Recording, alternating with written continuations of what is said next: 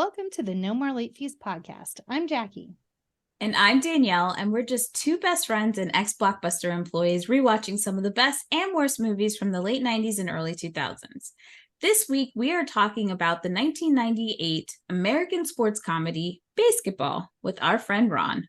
Welcome, Ron. Hello. How's it going? Thanks for having me. I'm so happy to have you on. We are. If you want to get to know Ron a little bit better, pause and make sure you go check out his trailer. We'll wait, no worries. But before we dive in, let's get into some housekeeping. I thought that was perfect. It was all right. You guys nailed it. Did we? I think so. I felt like I should have been involved with that too. I was like, I didn't know it was coming. If you love the podcast and you want to support us, here's a few ways you can. Did you know writing a review and or rating us helps us to get more listeners? And we actually have a review this week talking about good movies with better people. That's us. Mm-hmm. 5-star from Apple Podcast. So here's a fun fact. A few years ago, I was asked to come and co-host a podcast with a friend.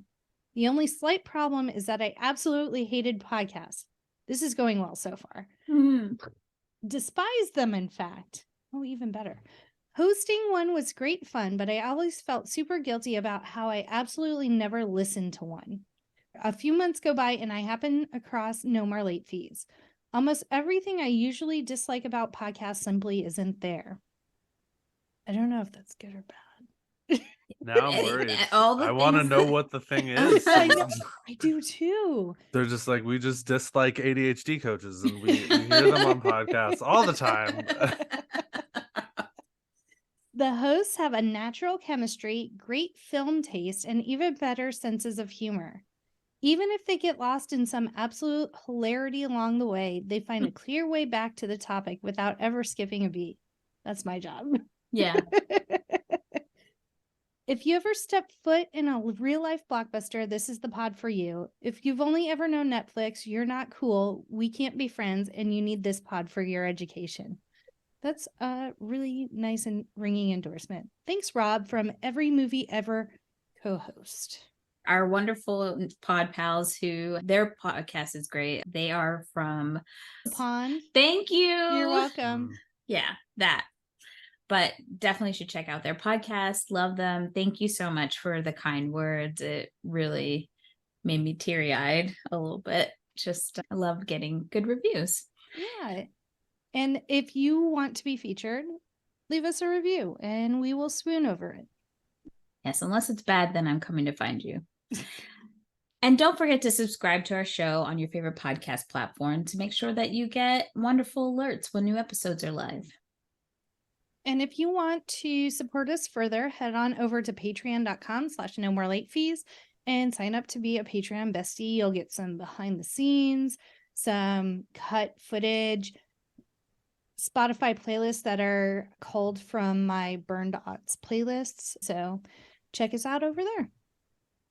Let's get into this Turner Classic movie. It's great. It's great. When slacker friends Joe Cooper and Doug Remer are challenged to a pickup basketball game against some jocks, they counter by proposing to play a game they learned called BASEketball, which combines basketball and baseball. Clever name.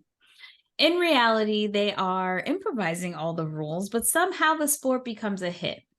A promoter forms a popular league, but after his death, a rival owner wants to change the rules to increase profits.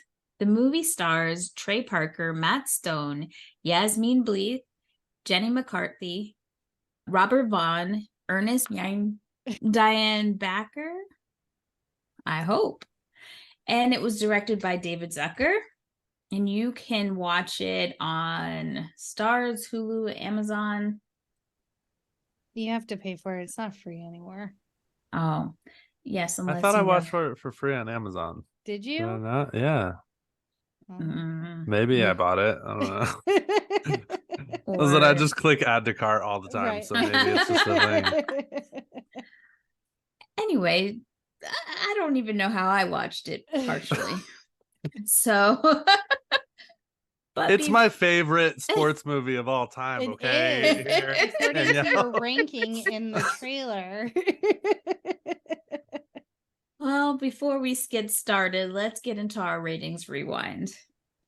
So you know the drill. Before we get into the movie, we'll reveal the rating our Y2K versions of ourselves would give. Then at the end, we'll see if our current selves agree with their initial rating. Our scale consists of would buy it again, The best would play and repeat.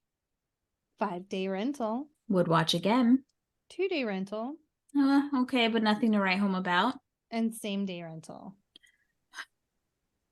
This movie, trash. That's it. That's all I got to say. I think 15-year-old Ron would absolutely buy it. I think 15-year-old Ron did buy it, or at least rented it over and over again. 15, 16-year-old Danielle, I guess that's how we were when this came out. I'm not sure. It's a same-day rental. I believe one of the guys in our group made us watch this shit. And not impressed. Jackie? Not only did I own the VHS, I own the soundtrack to this movie. Well, the soundtrack is a whole nother thing. Especially, we'll get into that later, but the Trey Parker renditions of songs are phenomenal. Tell us about the box office. Okay. Danielle, you look super stoked to do this movie. Let's go. It's going to be a hilarious ride, I'll tell you that. I got things to say. Did you take notes? In my brain. The movie had The movie had a budget of $25 million. And it made $7 million worldwide. Wow. This is the definition of a flop. BASEketball was in its flop era. Wow. Yeah. It was released on July 31st, 1998, and it opened alongside. Now, I do have to say, the movies that it came up against, just wait. It was a slaughterhouse. The Parent Trap, Lindsay Lohan's version, The Negotiator, and Ever After. It had no chance. No, yeah, it was screwed from the get-go. Yeah. And it was also Saving Private Ryan was number one. So like there was nowhere to go. Just nowhere to go. I feel like this was a movie that got rented a lot though. Yeah. Like maybe it did not do well in theaters, but I think movies like this don't. Maybe I'm wrong. I don't know. You guys would know better than I would. Sometimes they do get like a cult following and then it just but it I think it has a very niche following and it didn't get like a cult status. I think a lot of people rented it at the time because remember, this is the height of South Park. I think they had only done one season. So I think the more that show got popular, the more curiosity maybe. Right. Yeah. Because it was, I think they even said they thought they were doing, I think, like South Park, like promos and stuff during this because they had thought South Park would be canceled by the time they did this. Yeah. So they were like, let's get that money. money. Yeah. But this movie was on heavy rotation on Comedy Central. I do remember that. Mm-hmm. The Los Angeles Times, Jack Matthews, labeled the film as sleep-inducing and by far the most inane and badly written of the comedies made by any of the creators of the classic 1980 send-up Airplane. Our boy Lil Raj at the Chicago Sun-Times, aka Roger Ebert, he echoed this sentiment in his negative review, giving the film 1.5 stars out of 4 and saying the film tries to buy laughs with puerile jocks. Damn. And in response to a negative review from Roger, Parker and Stone named South Park's second season's 11th episode, Roger Ebert should lay off the fatty foods. Dang. Parker and Stone also reference BASEketball's negative reception in South Park's season 8 episode, The Passion of the Jew. I don't even like to just say Jew that way, but I'm just saying the name. Sorry, I apologize. Wow. I will say that Trey Parker and Matt Stone, I hope I got their names right. I always like get the first name with the wrong last name. I mean, they have cis het white man energy. Like, they are not afraid to say whatever the fuck they want, do whatever they want with zero ramifications. They don't care who they offend. They don't. And I kind of appreciate that they're equal opportunity offenders. And then there are certain points in this movie where they point out like terrible colonialism. Things. Like, yeah, no, there was times where both Gwen and I were watching, and it was like, well, they're not wrong. Like, I don't know. It was like, but then like a half second later, it's like, and that's really fucking offensive. Yeah. Right. Even for probably the late 90s, there might have been some moments where you're like uncomfortable because it's like, this is, but I don't, especially now, this movie doesn't hold up, but you know. Yeah. This is like the first and only project that the two of them have worked on that they did not write. So I think there's a lot of them in it besides like starring, but like they did a lot of improv, and they gave a lot of ideas to the writer and director. So there is a lot of their aura in it. I feel like some of the best parts are the ones that had like been noted as the improv scenes, where they do the whole like Star Trek in the hospital scene. They're like quoting Star Trek to one another. That was all improv, and it just had a different feel to it, and you could see like they were completely enjoying themselves, right? Where everything else kind of felt forced, and they knew like these jokes were not landing, but they signed the contract. So I honestly think the movie would have been better had they written it themselves. Agreed. And they should have just rewrote it. But again, they were in a different position when this came out. They weren't the guys who went in dresses to the Academy Awards. They didn't have the longest running, one of the longest running TV shows of all time on, you know. I think it wasn't until like Team America where they're like, oh, these dudes kind of know what they're doing. And Team America was written by them, right? Yes. Did they? I haven't seen it since it came out. I'm sure y'all have watched it. No, I've never seen Team America. Really? Those puppets creep me the fuck out. They look like they're creepy, but like I feel like even with that too, it's a lot of like pointing out things, making a joke, but being self-aware. And there was a little bit of that in this. Like there was times I was like, at least it feels like they're self-aware of it. Yeah. And so it's I don't know, they're making fun of themselves, but then also it's just, I feel like they just missed the mark on a lot of things. But there were so many quotable things that aren't offensive that I've said that I just feel like I still have to, support my number one favorite sports comedy of all time. So. But yeah. I do think it's interesting from a casting standpoint that they were not the first choice, that Zucker wanted Chris Farley to play the lead role. Right. And he actually turned them down. So that's what ended up getting Parker and Stone, because South Park was huge at the time.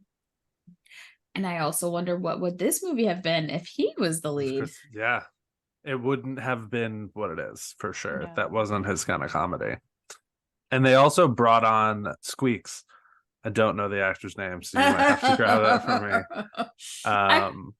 I feel bad that like the premise of this character of like laughing at him is that he's just this small petite man who they just keep making fun of and degrading. Terrible. It had heavyweights energy. Like he Yeah. can't do anything about it. It's who he is as a person. Like you can't.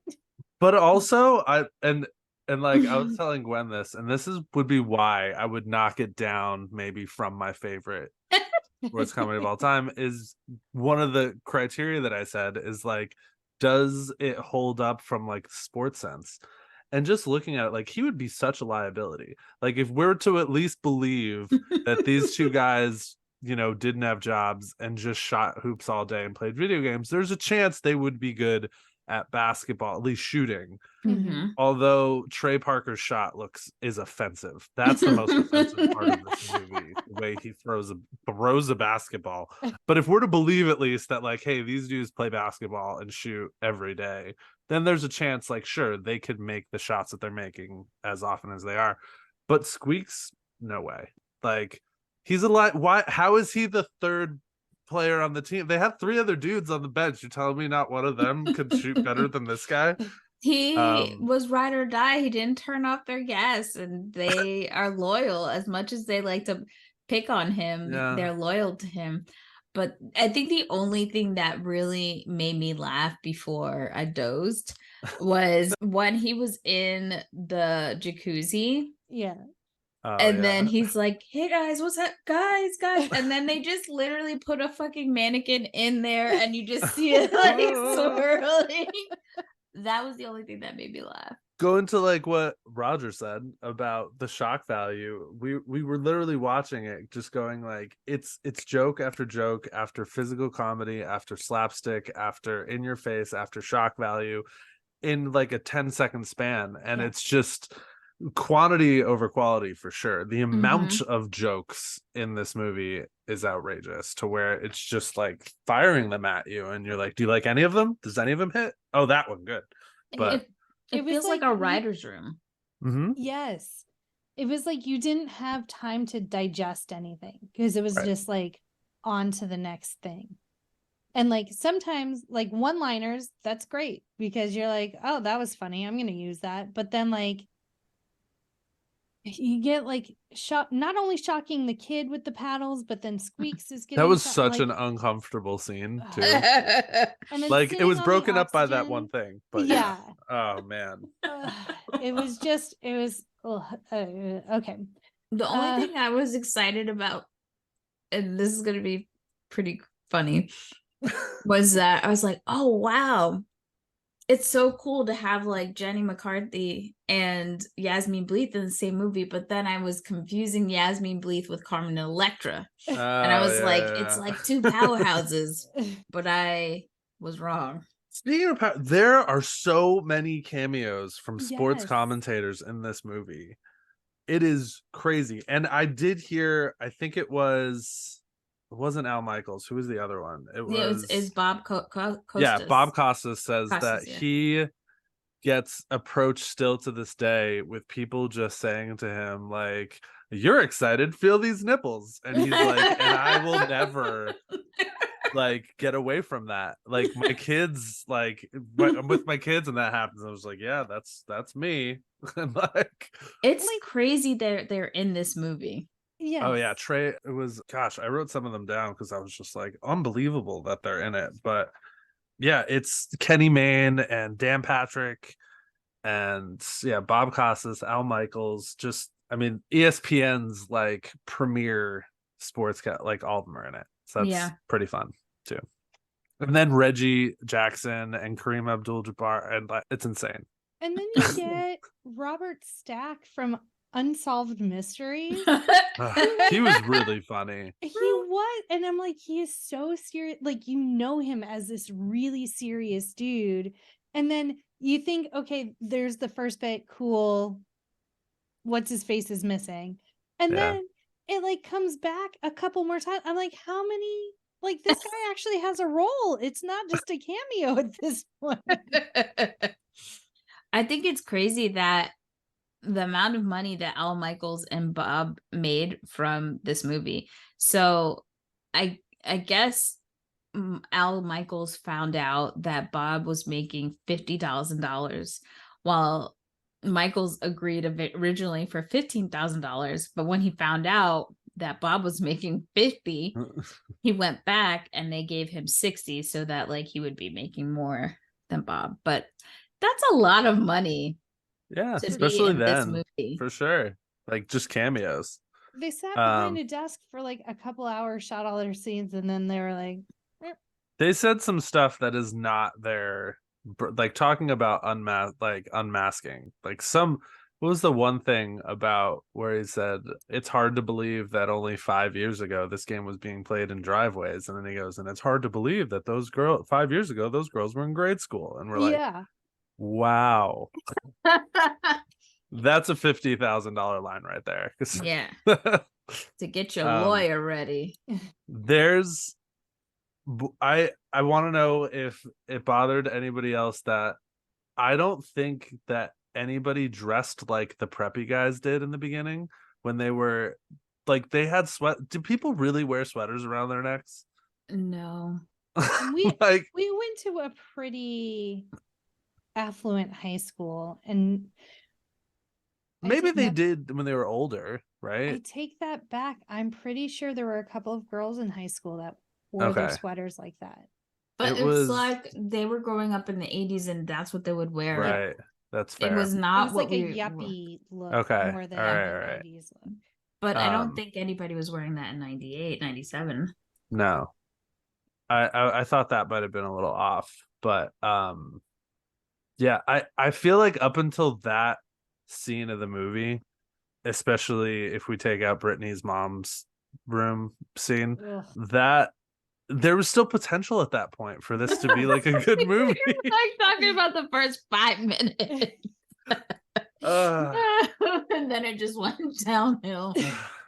I feel like there's so many redeeming parts where I'm like, well, that like little bit is pretty good in a vacuum. You could really make this a really awesome 10-minute movie, I think, if we if it was a short. This is an SNL skit, and I think we've got something. Yes. Or at least Mad TV. Yeah. Let's paint the picture for the audience. So we open up, it's the late 70s. We're at a baseball game with 2 kids who are best friends, and Reggie Jackson is at the plate. Coop catches the ball, and then it kind of merges to present day football. And they said because of the excessive celebrating where we get the river dance scene, stadiums are promoting products just from it, which is true. Like, all of it is still true. Our name, I mean, I really like the like Kotex Stadium, and it had a blimp shaped like a tampon. I really did enjoy that. It's like Preparation H, and they had the like. That's funny, yeah. And then they said like they kept changing cities because they were offered more money to go play in different cities. Still true.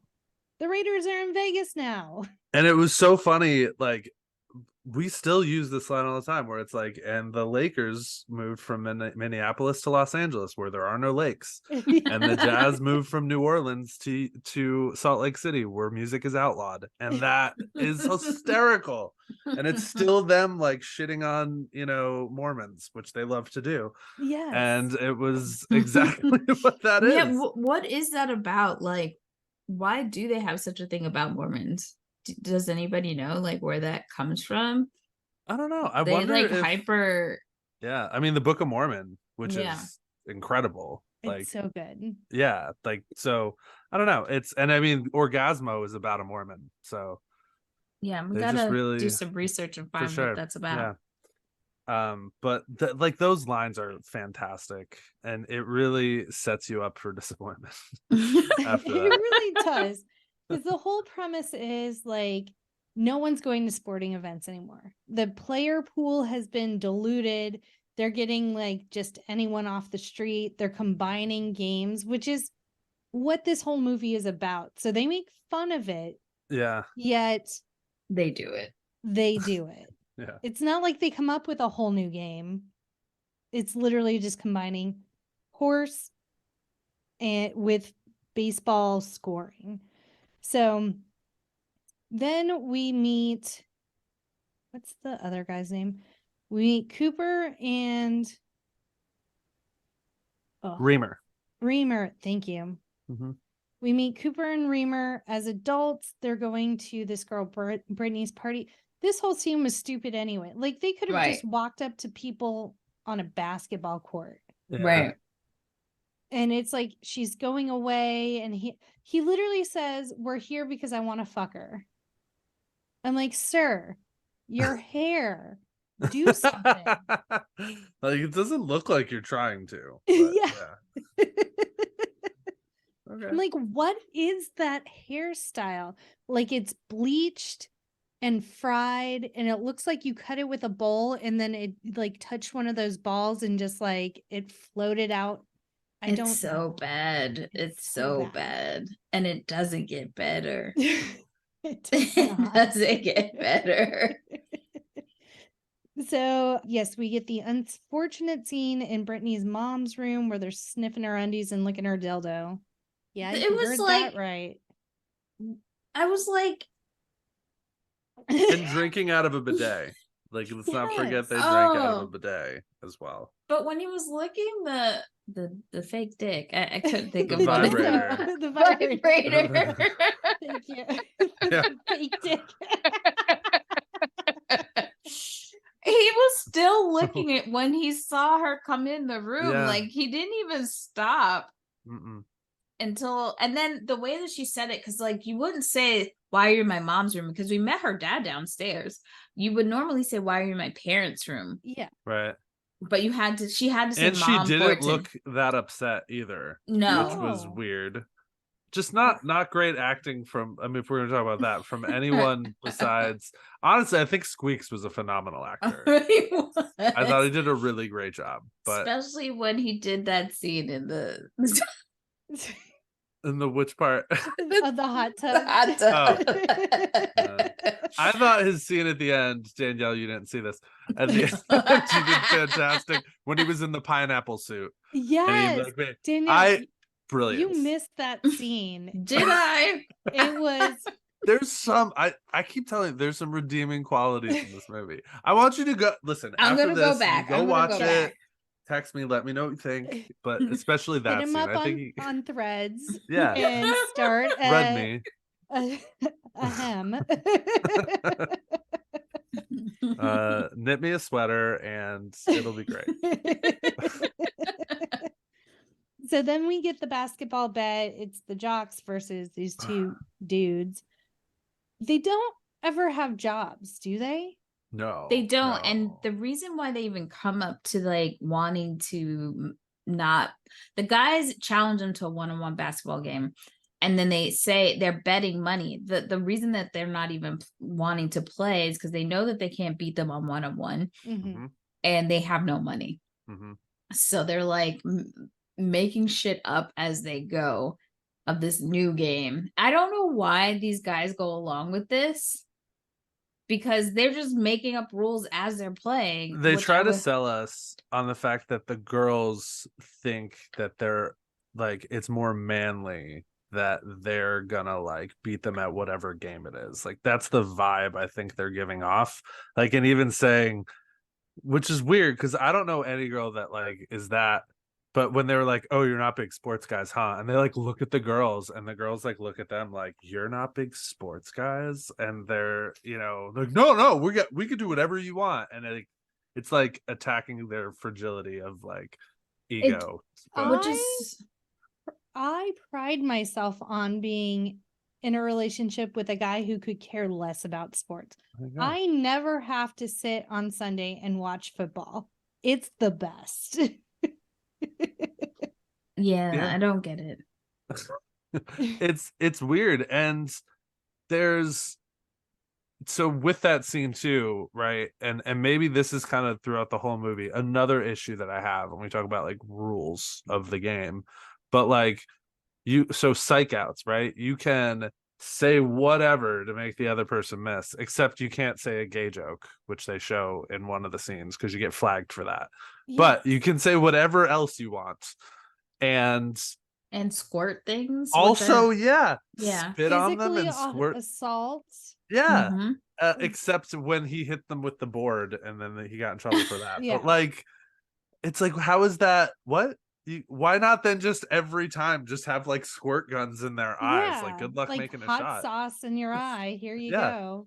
Yeah, there's no rhyme or reason to it. It's weird. Or how ridiculous it is that if I'm shooting a shot and you can say something to me that makes me like fall over and throw the ball or like every time. It's not even just like I make the shot, but I'm distracted so it doesn't go in the basket. It's like they fall forward. I'm like, why are all these men falling down? Or then they'll be like, oh. Yeah. I just want to know what direction the director gave each time for this shit. Was there a director? Was it? It looks like they gave them an idea and they just said go.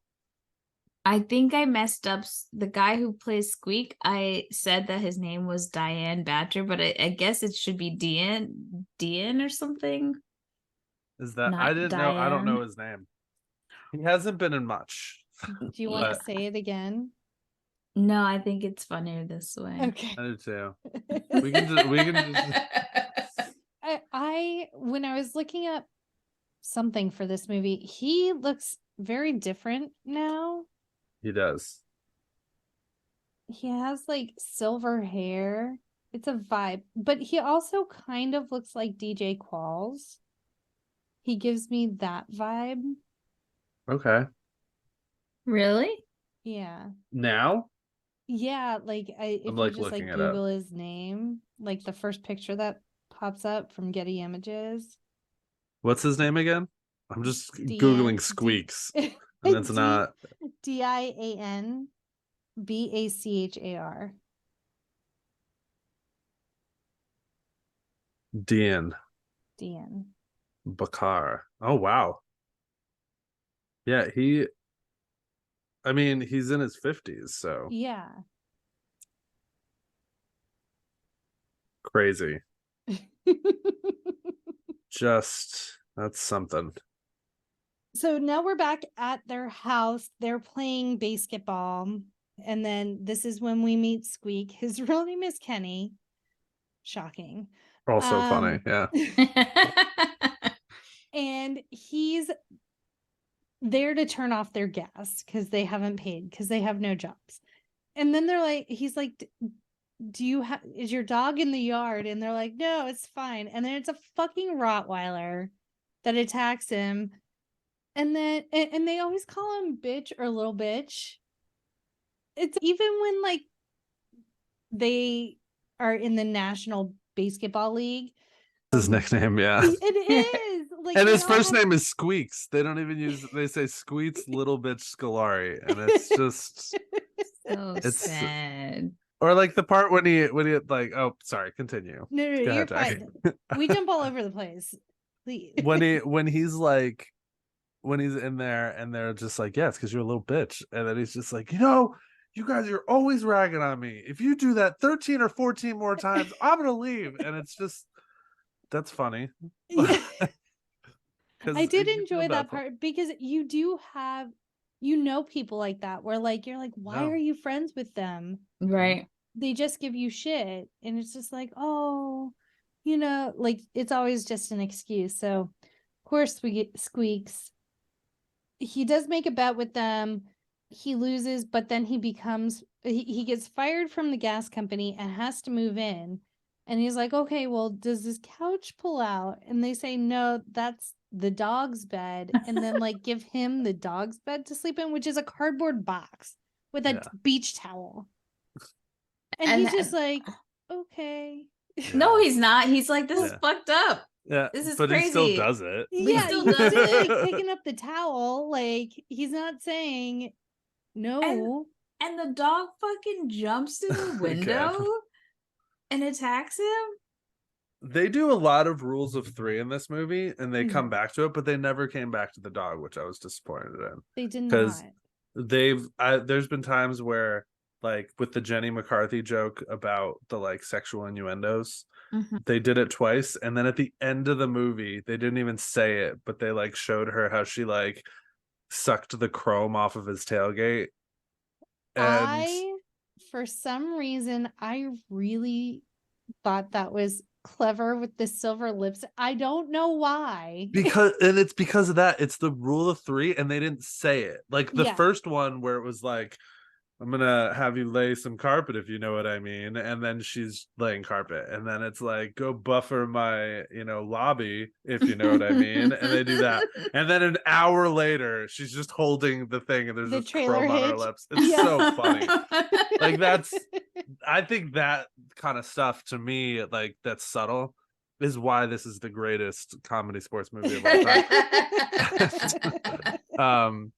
But right before that scene too, they were talking about, and I never got this as a kid, and it's because there was nothing to get, right? Like, you watch some movies sometimes, you're like, oh, but they keep going like Steve Perry. And I was like, why is that a psych out? And then like later on, I heard this time watching it, when he was like walking away, he was like, come on, dude, we said no more Journey psych outs. It's like, I just can't think of anything. And like, then they used Steve Perry again for Squeaks, and the joke, it was just like, we've got nothing, and it doesn't matter, I think. Yeah. But like, I don't know. We as friends now, when I talk about things that we still say, like when we were playing beer pong in college, we've got like Steve Perry, and no fucking idea why, but we did it. We do see the popularity of basketball growing in the neighborhood. There's a ton of people watching them play. Coop cuts up the lazy boy to create a basketball, and they want us to believe, number one, he made a basketball out of a lazy boy, and number two, he welded together a scoreboard.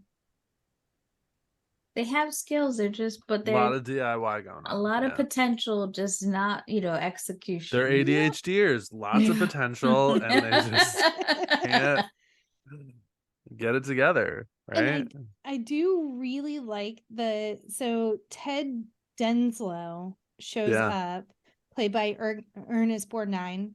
Fantastic. I was like, why is he in this movie? Everybody need to check. But we have to remember that this is the guy, one of the guys behind Airplane. I think that's why a lot of people said yes to this. And then also knowing that these two were blowing up from South Park, so people were like, okay, this is gonna be a hit. It will, Plot I don't know why. Narrator, it wasn't. He shows up and he's talking to Coop about starting the National Basketball League, and he says kids these days have the attention span measured in nanoseconds, and I'm like, this is still accurate today. Yeah, so it isn't the cell phones then, huh? It's not. Wow, it's the same as people going like, no one wants to work these days, and they've been saying it for like 2 centuries. Yeah. Hey guys, I'm Darcy, founder of Spirit.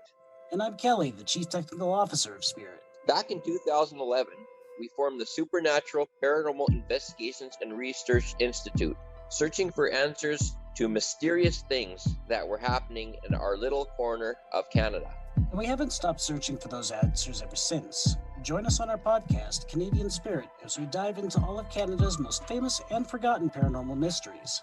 Examine the evidence and try to figure out what might be behind Canada's ghosts, cryptids, and UFO encounters. In Canadian Spirit, you'll get a peek behind the curtain and see for yourself what being a paranormal investigator is really like, and learn something about Canadian history, which isn't as boring as it sounds. Even if it is, we're a pair of chuckle fucks, so we'll do our best to make it entertaining. So come along for the ride and discover for yourself what makes the land of maple and hockey so wonderfully weird. You can find us on Apple Podcasts, Google Podcasts, Spotify, Podchaser, wherever you find your podcasts. And remember, raccoons are aliens, werewolves are perverts, and ghosts are just downright rude sometimes.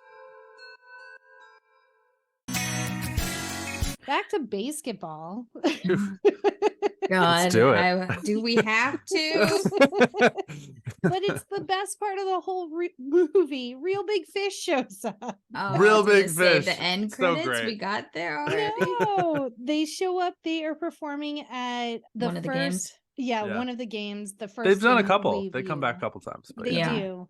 And it's at this point I text message Nick. our friend Nick. I said, I have to watch BASEketball and I'm terrified.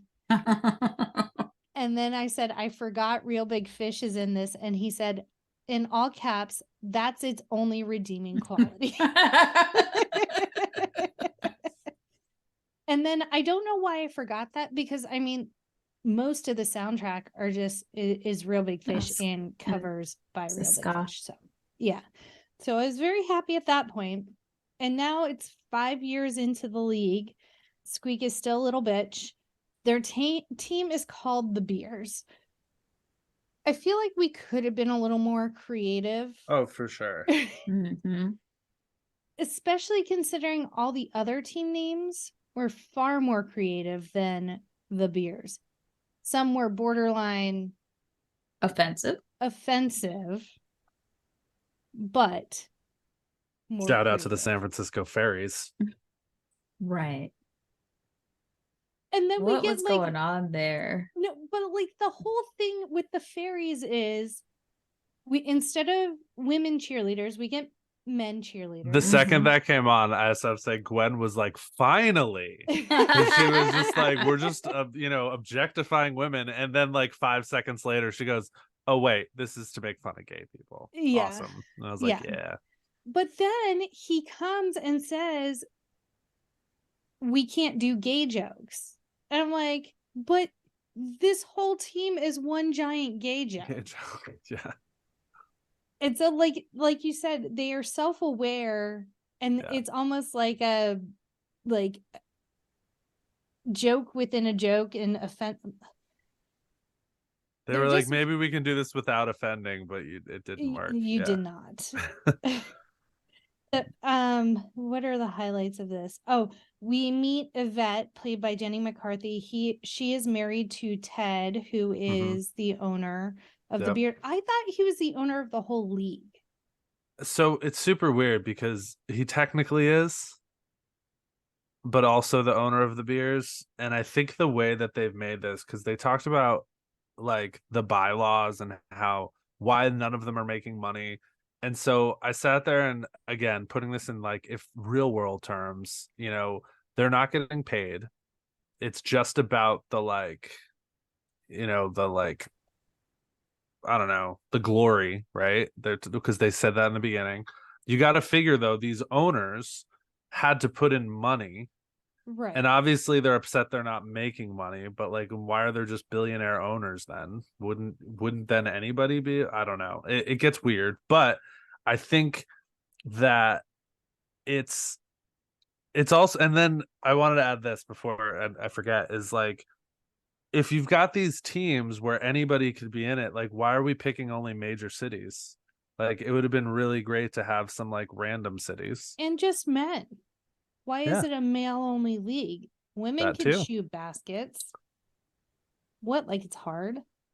I'm surprised. I think women would have an unfair advantage because you just flash every man and then you're distracted. That would have been a better joke than the San Francisco Fairies, to have the men as the cheerleaders with women as the players. Yes. Yeah. But another interesting thing that maybe only I would pick up on, but they're in Milwaukee, is like, they didn't talk about it, but like, it's kind of like the Milwaukee Brewers, right? It's like the Beers. And they both grew up in New York because they were at a Yankee game when Reggie Jackson hit the home run, and like, none of that was talked about, and that bothers me so fucking much. Like, why are they living in Milwaukee now? The game was at a Yankees game. It was at Yankee Stadium. Yeah, it was Yankee Stadium.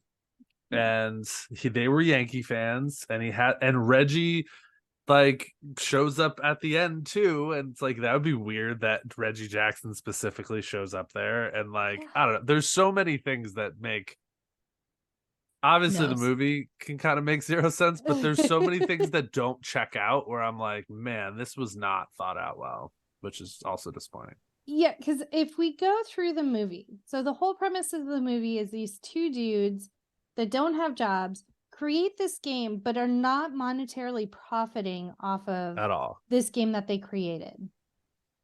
And then the subplot is that there is an owner that wants to, because the whole thing about Cooper is like he wanted to maintain the integrity of the game. He didn't want any advertising or endorsements or anything that would kind of get in the way of the spirit of the game. Well, then you have this other owner that wants to monetize the sport. And so he's trying to, so long story short, Ted dies. We'll get to that in a minute. There's bylaws that say that you need a majority, or you need like the other people to vote yes for them to open things up and get sponsors and whatever. And so this other guy is looking at the owner of the Bears as the bottleneck from that happening. So obviously when he dies, now he's looking at Cooper as being the thing that he has to overcome so that he can make the money. He wants the team because Cooper actually gets the team from in the will. So if he doesn't, I think he has a certain amount of time that they have to win their world champion or whatever ship for it not to revert back. Now we have a plot. Yeah. Right. Kind of. So so Ted dies at a game. He chokes on a hot dog. And he didn't have to die. When he's doing compressions, right? Or whatever, you're just like, wow, someone grabbed the hot dog. The hot dog is what of coming the at thousands of people watching. Someone do something. So uncomfortable.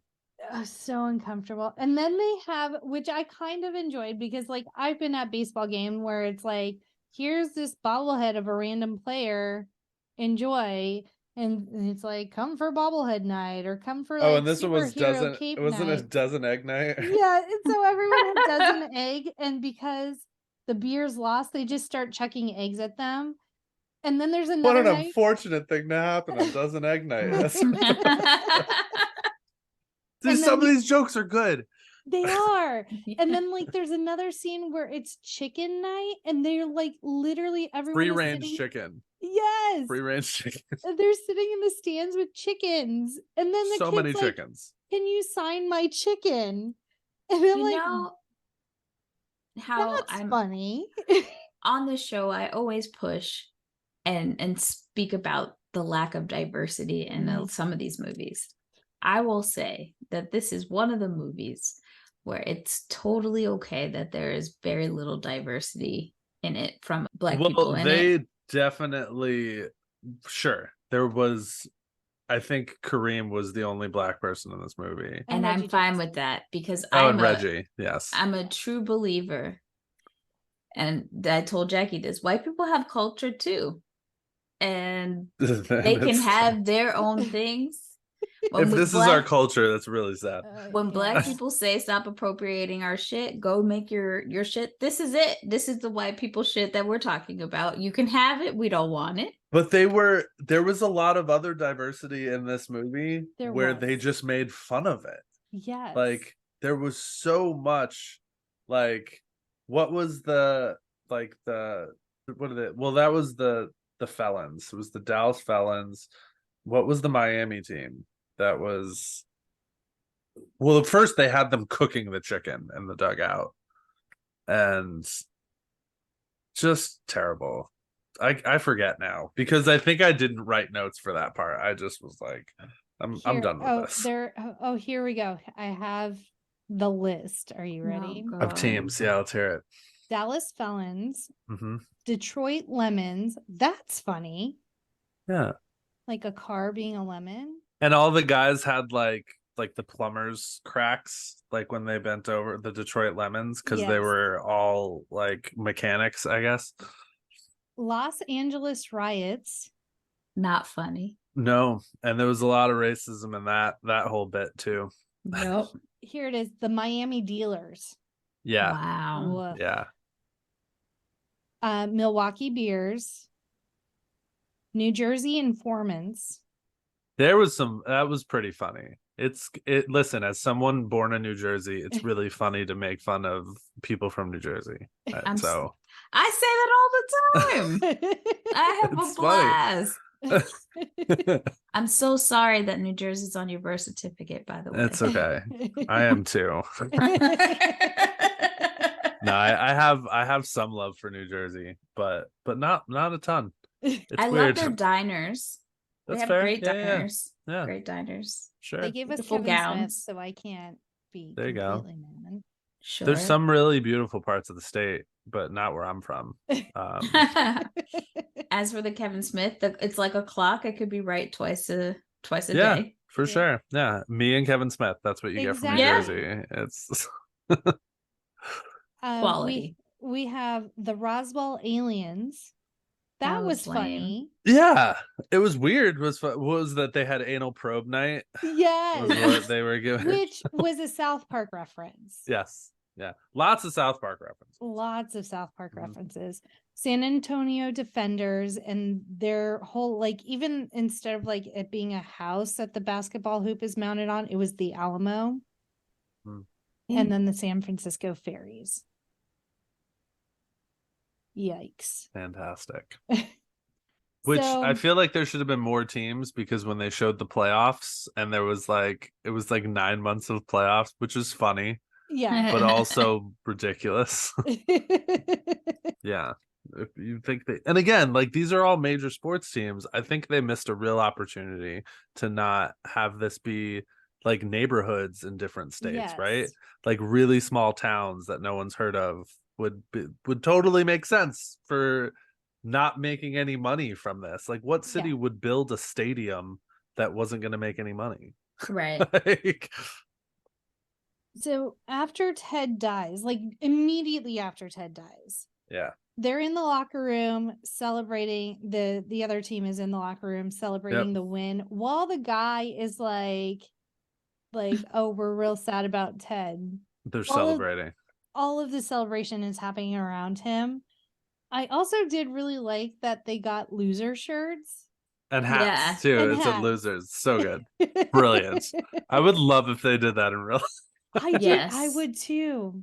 Instead of making like so-and-so Super Bowl champions, like just have winners jerseys and losers jerseys, and that's what you go out wearing. And you have to. Like, And it's the rule. If you're gonna play, you have to sign something. You're gonna wear a loser's hat on the way out. Oh God. And what's the opposite of going to Disney? Like, what's the worst place you could send? Because like the losers should also New Jersey. Yeah. Oh my God, yes. You get to go to the Jersey it. Shore. Have fun. I'm going to Atlantic City. Yeah. Yes. It's great. So now Coop is coming out. We are introduced, or he's exiting the locker room at the end of the game, and we meet Jenna Reed, Yasmine Bleeth. She works for Dreams Come True, which, as she puts it, supports health challenged and survival impaired children. Survival impaired is so funny. Oh my It's so terrible. Oh man. And then, so they ask him for autographs, and they're like, yeah, the other locker room was really crowded, so we figured we'd come over here.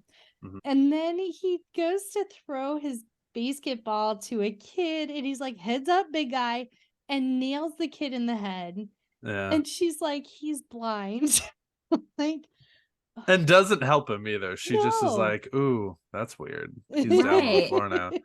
And his name's Little Timmy, and there's like Little Joey and Little Tom, and it's just, yeah. So now we are at the estate distribution. Jenna happens to be there because randomly Ted has left Dreams Come True like 6 season tickets to the Beers. Right.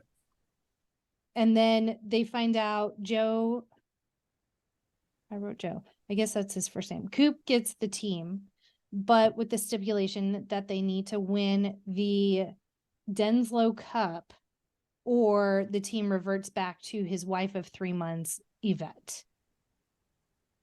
And so this is when we meet Mr. Kane, who owns the Dallas team, and he wants he wants a vet to have the team so that then they have the majority and then they can start monetizing the National Basketball League.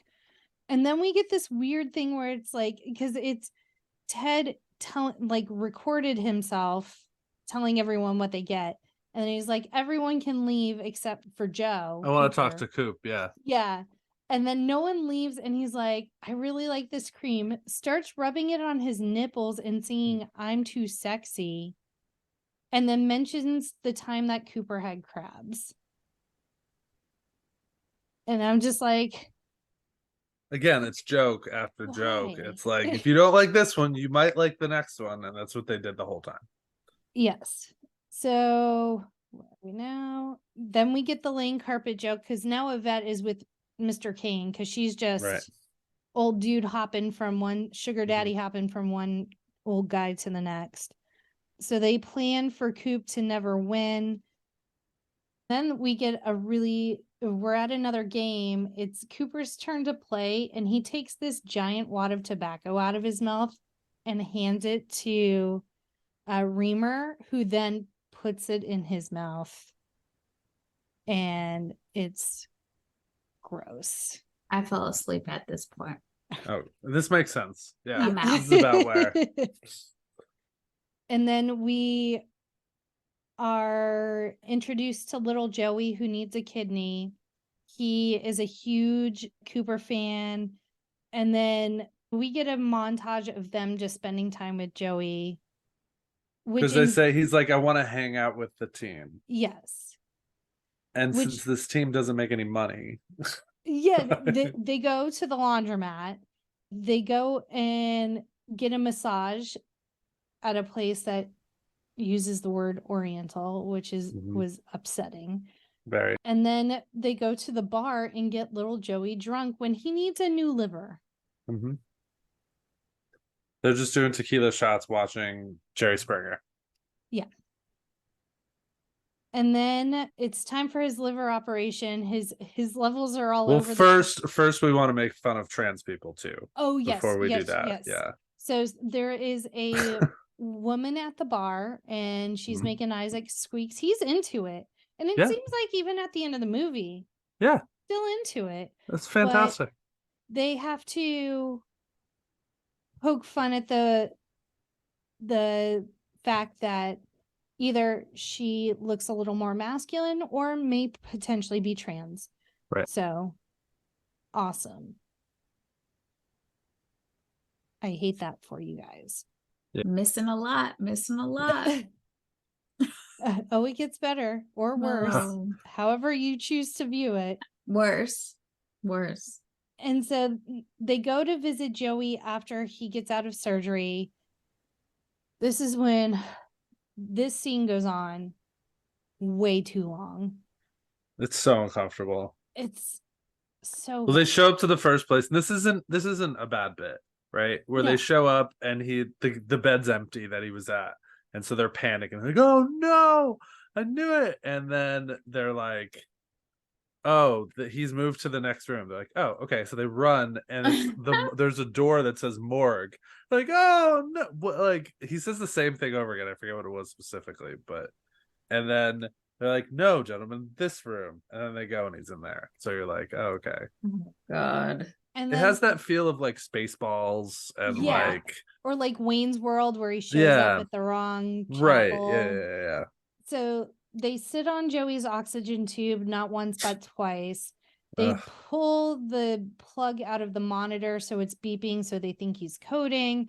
So then they need to grab the paddles and shock him, but Squeaks is holding on to Joey, so he's getting shocked too, and they're upping the amperage. And really the only very chaotic and anxiety inducing. Yes. The only part I liked about this scene was, as I mentioned earlier, they were improvising some of the lines. So Remer says, Coop says something, and I can't remember what it is, but then Remer replies, I'm giving her all I got, Captain. And then Coop says, I love you, I always have. And so like love ya, always have. So I do enjoy that moment, but that's the only moment in the hospital scene. FYI, Joey is fine. Surprisingly. Surprisingly. Yeah.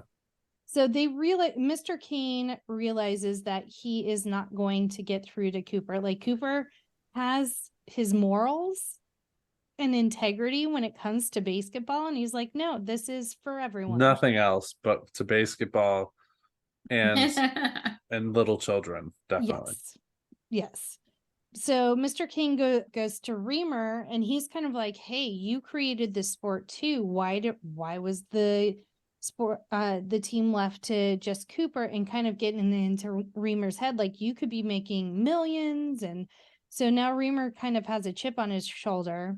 This is when we get anal probe night, and then we get like the lady dressed as a weird sexy alien in like a unibody suit. Yeah. And then Remer kind of turns the whole team against Cooper. They're all mad because they're like, essentially, we could have been making money off of this the whole time, and he was the holdout. And Cooper does say it's not about money, it's about tradition, and then shows like all of the retired jock straps that are hung on the wall from 5 years of this sport. Yeah. Nasty. This is where the scene happens where they're arguing. Mm-hmm. And interesting enough, I was like, oh, this happened before Dude, Where's My Car? Yes. And it is pretty much a knockoff of it, I think. Yeah. Yeah, the dude fight, as it's referred to, and 21 of those dudes were so the word dude is spoken a total of 98 times throughout the movie, including the scene after the credits. I didn't watch that. Missed it. And 21 of these are during Coop and Remer's dude argument. So it feels like they used dude a lot more in this movie than that. They did. I agree. There was a lot of dudage happening. So much dude. I think that the scene in Dude, Where's My Car is way funnier. Yes. It is. But listen, basketball had to walk before they could run. Or Dude, Where's My Car could run. And that's what this movie should have been. Like, the level of ridiculousness that Dude, Where's My Car is, but the levity and the comedic timing of Dude, Where's My Car. That's what we needed in basketball. I just feel like Ashton Kutcher and Sean William Scott did such a good job. They playing that innocence. Mm-hmm. I think Remer, his character is just like a sleazeball, and he embraces it. But it's hard for me to believe like Cooper is just like this man with a heart kind of vibes. I feel like they should have just doubled down on both of them kind of being shitheads. Because he was a shithead in the beginning. Yeah. And nothing He wanted to fuck Brittany. And they called Squeaks a little bitch the whole time. Yeah. And it's like they should have kept that up, and it changed somewhere. Yeah. Somewhere someone was like, oh, he has to be a decent human being. He has to have redeeming qualities. So now Jenna is crying because funding has been cut for her foundation. Mm-hmm. I don't remember how it was cut, but Mr. Kane had something to do with it. Right, because he knew 6 people on the board, I think is what he said. And this was one part where she comes and she's like, I didn't mean to ruin your game. It's like, then why are you here? Yeah. Tell us afterwards, babe. Right. Anyway, it was funny. And then I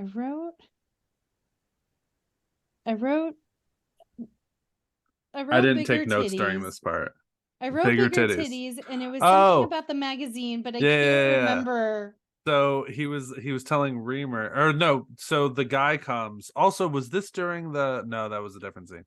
The guy's like, this is how you can save your girlfriend's thing, and shows him the magazine, and he's like, you want me to get bigger titties? And he's like, no, that other page. And it was a sports line of,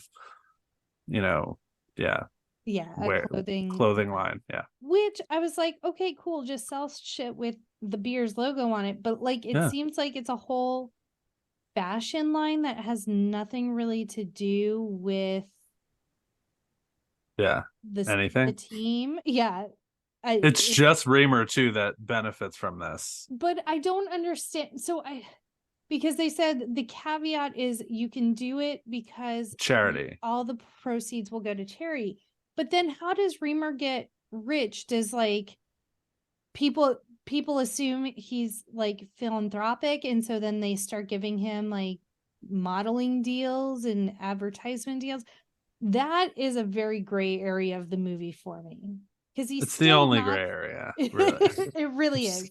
Otherwise, a very solid movie for your favorite sports movie of all time. Right. Yeah. Danielle, you don't remember this part, right? slip my brain again. Remind me, refresh my memory. So then it's just Remer getting a larger and larger head, wearing giant ass gold chains. He has an entertainment lawyer, much internal arguing between him and Cooper spending more time with Jenna, blah, blah, blah. There was a fourth wall breaking there too, where they did, I guess you can say it that, but he was just like, dude, you're going to be in a Hollywood movie? You sell out? And they kind of just like turned their head a little bit because I guess like South Park fans were pissed at them for like doing movies as sellouts. So they were like, Sell out. That's my fun fact for the day. Sell out. Yet another song by Real Big Fish. So now, and the whole time is like Jenna is obviously into Cooper and Cooper is into Jenna. But the whole time Remer is like acting oblivious, like he thinks she's into him. It's so weird. I don't like it. Weird. It's like a subplot of the movie that they just needed to not have in there. But... Yeah. Right. But then Remer is making out with the Playmate of the Year. Victoria Sills said Playmate of the Year. Which then that's a funny joke too. Which is her film debut, by the way. Yeah. Mm-hmm. Was she in Out Cold? Cult classic Out Cold? Right? She was. It just keeps getting better. She plays the stepsister. Yeah. I love that movie, and Danielle is dreading the day. What? It is so good. I love Out Cold. Dude. Who's doing that movie with us? I think Nick. Can you imagine Nick and So Ron good. doing Out Cold with us? I'm a drink. Perfection. Out Cold is a classic. Thank you. I don't know if it's Nick. I'll look. You keep on going. Let's get through this. Yeah. Yeah. Well, that's the problem. Is like there's so many little parts of this movie that you're like, oh yeah, and this happened, and this happened, because it was just fucking firing at you. So now Mr. Kane is in the locker room talking to them how the product line is being made by children in Calcutta. And so it's a sweatshop situation. He has pictures and essentially he's blackmailing them to lose the rest of their game so Yvette can absorb the team. But during the scene, they are naked and the penises are like, I'm not even exaggerating, Danielle. They're like 6 feet long. Yeah. That they keep showing. Yeah. I'm like, why? Well, they show them once. What is that? Jokes. What is that fascination? Like, first and foremost, I'm going to say another PSA. Men. Yes, a certain size penis matters to an extent, but I don't want a fucking leg in my vagina. It's not what I'm wishing for. And to be honest, if you really want to pleasure a woman, it's less to do about your penis and what you're doing with your tongue. I'm just gonna and let you know. Continue. So we get ridiculously large dongs, as I wrote in my notes. I think this scene was just to make Yasmine Bleeth say like what she had to say in her lines, which were things like, what did she say? Like, well endowed, big penis. I don't know. But she just like, oh, and like ran off. And that But- was her first scene that she shot. Yeah. That scene. I saw that too. I Yeah. feel bad. I mean, to think that you had a better job situation with Baywatch. Could you imagine? Crazy. Baywatch was the better job experience. That's Oof. crazy. So now Cooper is going to make things right in the world because Jenna knows about the sweatshop pictures, and she's like, they're going to shut down the organization, all the children. And so Cooper flies to Calcutta, and this is the scene that made me absolutely horrified. I'm sorry. What? He flies to Calcutta, Yeah. India, Huh? Yes. to do what? I don't remember this part. I said I this to don't Gwen before. either. I was like, I watched this. I was like, I don't remember him going to Calcutta. I don't either. So this is when we get him in a Volkswagen Beetle, Danielle. So if you need to do a part 2, there's a Volkswagen Beetle in this movie. Okay. Singing, like he's listening to a song on the radio that's singing about his life, but Matt was the one, or Trey was the one who recorded the song. Oh, So this is he's- before he went, right? Yeah. So he's Yeah, driving yeah. to the airport at this Which point. is a great song. It's really funny. It's really good. And then he flies to Calcutta. Meanwhile, there's unsolved mysteries happening, and they're Mhm. like, Cooper has disappeared. Where is he gone? And then it's like a nosy neighbor said he got in his car with a ticket to Calcutta, but we don't know where he is. Like they Yeah. kept like referring to that. And they said like a neighbor and gave her name, and then it's like, but who wishes to be remain anonymous? And you're like, okay. So it's And just so- constant little jokes, like any Yeah. way to make things like.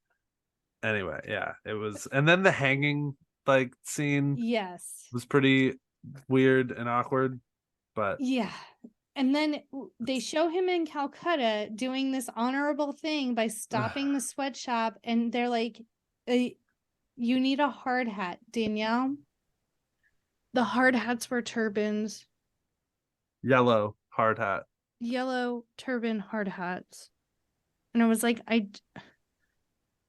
for what little redeeming qualities this movie had, after that, I was like, okay, I'm out. Like, I can't. And I did contemplate turning this movie off, but I did not. I'm glad I stuck it through since my teammate over here. I was ill. From the movie, yeah, I get that. I was physically ill.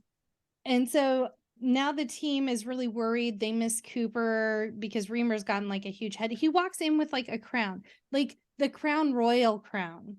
Yeah. Like I love that's it. what it looks like. And so he's trying to reassure everyone, and they're cheering behind him, but it's because Cooper has returned and restored, like righted all the wrongs and gave meaningful jobs to adults in Calcutta. And so there's no children working in the sweatshop anymore. And now they lose the game at first. Is it because like they lost their mojo?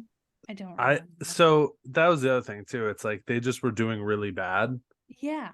and they were down 17-0 in the 7th inning, and then for the 7th inning stretch they had the event. Which Please apparently- describe the event, Event. Ron. Oh my god. It was what was it? They were to our Caribbean brothers to the south. Isn't that what they said? They were like, What? it was, yeah. While Oh they yeah. played Deo. Yeah. And it was this giant like set that was constructed, and it was the, what do they call it? The Makalaka Board of Trust or Yes. something. And it was like a pivot scale. Yeah. I think and it y'all was- are just making shit up now. Right? Girl. I think they did too. And it was, they made this huge set with like a rainforest kind of vibe to it, and there What? was like, it was The like it was on a different, colonizers yeah, on the one colonizers end. versus the, which again was amazing. This part we were like, okay, this is cool, but it was Mhm. showing the like their oppressors, and they were dressed up as the, anyway. And then Squeaks was in a giant pineapple, and they're on this board, so Coop and Remer start fighting, and they have these like tiki torches that they like throw the fire off, and they start fighting each other. And then So Squeaks. is this where the white supremacists got the ideas about tiki torches? Was for Maybe. basketball? Probably. Yeah. It was. And so then Squeaks gets so mad and starts yelling at them. Like, and he has this monologue that was really good. Talking about like, and he starts crying, and he's in this pineapple suit. And he's just like, I like, it makes me so sad because the reason we started this, it was just a bunch of guys hanging out together and blah, blah, and what we stood for. And he does this whole monologue about how they've changed and they need to get it together. And then what happens? Then they slingshot him. Yeah, he flips across the stadium because it's like a giant seesaw. And then Coop and Remer apologize to each other, make up, and make out. Which was their idea, Trey Parker and Matt Yes. Stone. Full on, like, awkward, like, wrapping tongues around each other and licking each other's faces. Yes. Hey, I'm mad at it. No, yeah. I mean, yeah. Gwen even said, we were watching, she was like, I feel like, I was like, oh, are they gonna go for it? They're gonna go for it. Awesome. I was like, yeah, good for them. And they didn't do like a no homo joke, which you would expect them to do. They just did it, and that was it. I think they've been wanting to make out with each other, or maybe they do it on the regular. Who knows? Possibly. Maybe. I love friends that could show their love for each other. So meanwhile, Jenna was mad at Coop, but she found out that he went and stopped the sweatshops. So she is this? I can't even. It gets insane. The sweatshops. Hold on, Danielle. It gets better because they get into a cab that is driven by Dale Earnhardt. Junior or senior? Senior. Yeah. Lord Jesus. There's just cameo after cameo in this movie. That's no what their reason. $25 million budget was. Is Yes. cameos. And so it's the last play of the game, and Coop goes to make his shot, and his lazy boy basketball falls apart. Like, you can see it's all like duct pops. taped off, and it's shit the bed. And so he's panicking. He's feeling the other balls bouncing him. Nothing feels right. And then Joey shows up with his new liver and a Barcalounger ball that Jenna helped him make. And so he's like, use my ball. First and foremost, I just want to say those fucking chairs are expensive as fuck. And y'all are just ripping them apart like they're nothing. They didn't really, you had to like really pay attention to what it was too. I'm surprised they didn't make that the bigger joke and like show it saying Barcalounger. Like it was like hidden and you had to know to like look for it. And so, of course, it's a very suspenseful, like, ball bouncing out. Someone hits it, it bounces over. It's very similar to what happened in the beginning of the movie. Gotcha. Yes. Yeah. And so then Coop does an behind his head toss, Hail Mary, and like, he makes it in. Slow motion. Yeah. Yes. And so the Bears win. And so he gets to keep the team. Him and Jenna finally kiss. Squeaks goes over to his woman, and she's bouncing him up and down like he must have been on a trampoline, but she's just like has him around the waist and is like bouncing him up and down. Mm-hmm. I thought that was pretty funny too. Mm-hmm. And then Reggie Jackson shows up. This is like him. A dream someone has when they're high. But I love this scene because Reggie Jackson's like, here's your ball, man. Don't let it out of your sight. Like, it's gonna mean a lot to you. The one that popped, yeah. And so he's like, I have 2 out of my 3 home runs in my last game. Some kid took my last little shithead kid. He's like... And Coop's just like, oh, I don't know anything about that, because Coop was the kid. And then Reggie was like, oh, and Coop, And Cooper turns around and goes, I don't have your fucking ball. And I was like, that's pretty funny. Yeah. And then I don't even remember what Reggie Jackson said, probably some bullshit encouragement stuff. And then the movie ends. Remer squirts milk in the eye of Baxter Kane because he's a big fat loser. And Remer is now with Yvette for some reason. Question mark. There were the two people left. It's true. That they're like, oh, we might as well make out. Yeah. And then the very last scene is them taking a rollerblading lap around the arena with the Denslow Cup, and Squeaks is sitting on top, but then they go under the hoop and then he gets knocked off. And that is BASEketball. Yay! We're done. By the way, I did find the end credits. Oh, What was after it? What is it? And it is Al Michaels and Bob Costas. Oh. Dude. They're just doing. Are they kissing again? No, they pull it down like it was like they were gonna kiss, and then they pulled the thing down, and that was it. Interesting. Yeah. Well, David Zucker, who then had a first look deal with Universal, pitched the idea of a lowbrow comedy about a game he invented. So he actually invented this game, BASEketball is Real, and played in the 1980s. Zucker had previously attempted to adapt the idea to a TV series without success. And in this pilot episode that was filmed, starred Chris Rock, but it did not materialize into a series. Interesting. I don't want to see it, but I'm interested to know how that went. Yeah. Gwen kind of Gwen kind of put it out in the last scene where they play the game. She's like, this game's boring. And I was like, yeah it's really boring. I mean, well, hold on a second. Let's not go that far. It puts me to sleep every time. It's like free throws. It's literally like they're shooting free throws all over, and free throws are boring. Yeah, that too. So that too. Yeah. Well, they did the sports. They did. This was Robert Vaughn's 100th film. What a banner film to do for your 100th. Wow. Right? You can get that framed. And it was Kelly Monaco and Courtney Ford's film debut, as well as Victoria, like we said. I had to say this because Kelly Monaco is my bitch from General Hospital. What's up? Bop, bop, bop. Got to talk about my soap stars. Well, in Courtney Ford, I was like, where do I know her from? She was on Dexter. She played Trinity's daughter. Spoiler alert. Like we said, Kareem Abdul-Jabbar guest starred in Airplane and then had a cameo in BASEketball. That was actually a fantastic scene too, where it was like his shoes and something else, and then him. Did you see that? And then he clocks out afterwards. That was good stuff.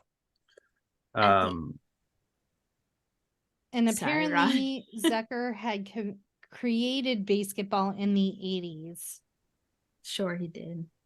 Cool. Did you all notice? I'm sure Danielle did. There was a part where I think they were talking about how it. I think it was the Denslow Cup where they're talking about how it became this global phenomenon, even though that some people, whatever. But they were showing the people in the booths, and I could have sworn, I'm 99% sure that Ken Jeong is in there. Really? But it is such a it was before he was anything. I'm sure it was him just as an extra. And I wonder if I could find that information somewhere. Interesting. Because I'm I stopped it and I'm like, I mean, look, I don't want this to come off terribly, but I'm pretty sure that's it. I was I don't know what's I'm sure he's not credited for it. Right. But because it is passing people and you see him. So I wonder if there's any way, but that's the last thing I've got. Otherwise we basically hit all my notes. Let's see if there's anything else. I wrote down chickens everywhere at one point. Also, when Yasmine Bleeth was reading that book, The Duality of Women, and she's like talks about it for a minute, and like both Gwen and I was like, I don't get this joke at all. Yeah. Is this even is this just like a, it was like the only couple lines of the movie that didn't make any sense to me. Well, for their roles in the film, Yasmine and Jenny were both nominated for Golden Raspberry Awards in 1998 for the Worst Actress and the Worst Supporting Actress Awards. Wow. However, they lost to the Spice Girls and to Maria Till. I don't know how to say her last name from Godzilla. Yeah. They were robbed. They were. They really were. And the same bowl presented as the championship trophy for the driveway game was an element of the Denslow Cup trophy presented to the champions when the game went professional in real life. There was real basketball happening after this movie because we, the Americans, love good things. And then the scene where Joey asked Coop to hit a home run for him on the night of his liver operation is inspired by a real-life event in which Babe Ruth visited a sick child in the hospital and promised to hit 2 home runs for him. Mm-hmm. Love that. Well, before we get into our ratings, Ron, why don't you tell everybody where they can find you on social and check you out? You can follow me on Instagram at BASEketball No, ADHD_Ron on Instagram. On TikTok, I'm ADHD Coach Ron. You can go to my website at ADHDCoachRon.com. I'm on Threads as ADHD_Ron. And yeah, that's my stuff. Nice. And don't forget to check us out at No More Late Fees on Instagram, Facebook, TikTok, Twitter, YouTube, and Threads. And we're going to start with you, Ron. What is your present day rating of BASEketball now that you rewatched it? What were the bottom 2 options again? Same day rental and 2-day rental. Yeah. That's the last one I compared. So like the bottom of the barrel is same day rental. I'm going to go same day rental. Fair. Danielle? Yeah, that I don't even think I have to. I wish I could put never seen, but same day rental it is. Same day rental. I never want to see this movie again. You didn't even see the whole movie. I saw too much. For me, it is a would buy again for the soundtrack and a same day rental for. You were trying to give a bitch a heart attack. I was about to come through this motherfucking screen if you said would buy again, Jackie. I just think about how I've watched it 2 times in the last week. You're a trooper. You know what, Ron? That's 2 more times than I've ever seen it. I look at it as like my rating now is I'm never gonna watch this movie again unless I'm paid to. Like if there's like a way, like that's about it. Watch BASEketball on a loop for 24 hours for like $1,000. Yeah, I think our agents and our military should look into using this as torture. Yeah, I think it would work. Could be. Ooh. Well, if you have a deep love for BASEketball, hit us up at our quick drop 909601 and MLF 9096016653 and leave your opinions. Tell us your favorite jokes. Yeah. You can also twat us at the Twitters while it's still there, hem us at the Threads, or leave a message on our Spotify for Podcasters account, and you could be featured on a future episode. And this week we have a special birthday shout out to our good friend Atiba and Patreon bestie. We hope you have a wonderful day. We love you so much. Thank you for all of your support. Yeah. Oh, that's still me. Join us next week as we celebrate the 25th anniversary of Ever After. And thank you, Ron. Yeah. Thank you guys. You picked up the slack for me slacking off. Oh, you're good. You guys are fun. I'm glad I could finally do this. This was a blast. Yeah, we it can't was wait so to much have you fun. back on. We're out Yay. cold. And I promise I'll be better next Yay, time. out cold. And as always, be kind and rewind.